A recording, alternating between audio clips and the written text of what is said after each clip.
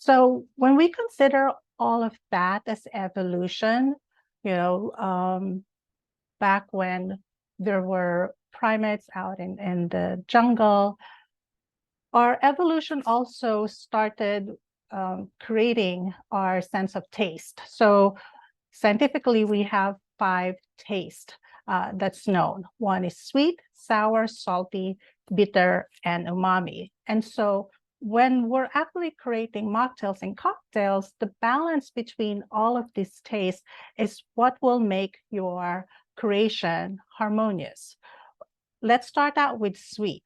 Sweet, if you think about it, was actually used by our ancestors to determine what are the fruits that are ready for harvest or for picking.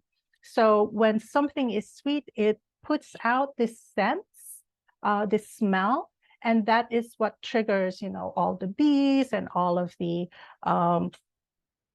insects and all of the animals to go and pick out those fruit. Sweet is a carbohydrate. It gives you the energy for you to function. So examples of this is mangoes, grapes, and watermelon. One of the things about sweet is that right now, because sweet is a predominant flavor, everybody is taking it in, that we actually have sort of like an addiction to that sweetness because it's readily available. But way back when, during our ancestors' time, it was really, very rare for a lot of fruit to be available all at the same time. The next taste is sour. So the main function of it is to help us absorb the minerals, help with digestion and circulation, and also it helps detect toxins in the food that we have. And so, again, from an ancestor perspective, if it's a little bit sour, they tend not to eat it. Examples of this are tamarind, kiwi, and rhubarb, as well as vinegar. The next taste in part of our evolution is salt. So salt is not, we actually have salt in our saliva. And so when we eat, for example, bread that didn't have any salt, it's not going to taste as much. Salt actually is in a unique position that when something is sweet and you add a little bit of salt, it kind of enhances that taste as well.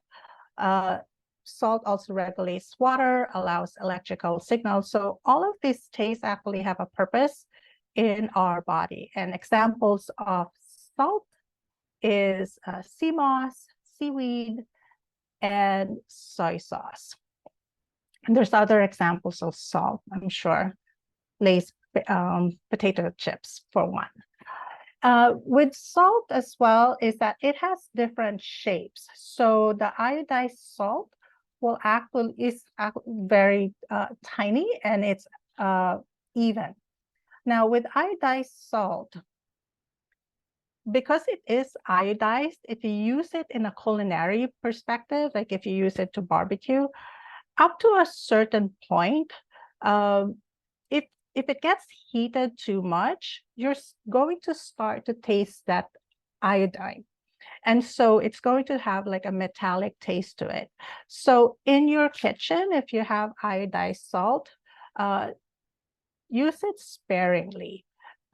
Also, there's 2 types of salt. There's the seasoning salt, and there's also a finishing salt, meaning that you add it after the dish or has been made.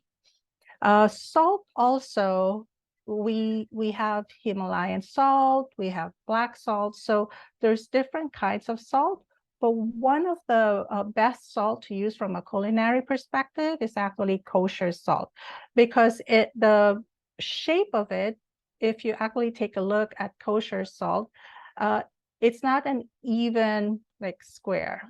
It does have some holes in it, and so that allows for flavor to attach. The next two taste is bitter. And so within the shape of our tongue, bitter is actually at the back end of the tongue because it's the last defense against, if you're eating something that's poisonous. So with bitter, it does allow the body to activate its digestive functions. And so by doing that, it's good to have a little bit of bitter prior to a meal in order to help with that digestion. So dandelion, arugula, coffee, and that's a misspell. It's supposed to be dill. So it's just missing an L.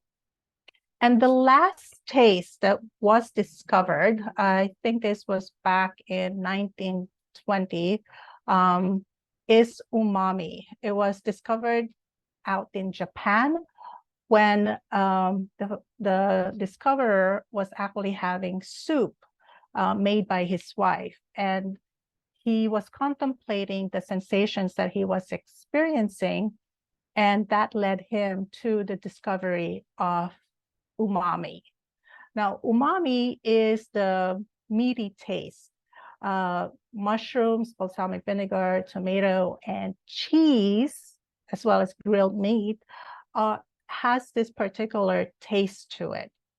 Now, in other traditions, so like I said, this is the 5 scientific tastes that were discovered, but in other herbal traditions, particularly in traditional Chinese medicine, they also have a term called piquancy. So we'll talk a little bit about that at a later slide. And also in Ayurvedic, they actually have expanded the taste to include temperature and texture.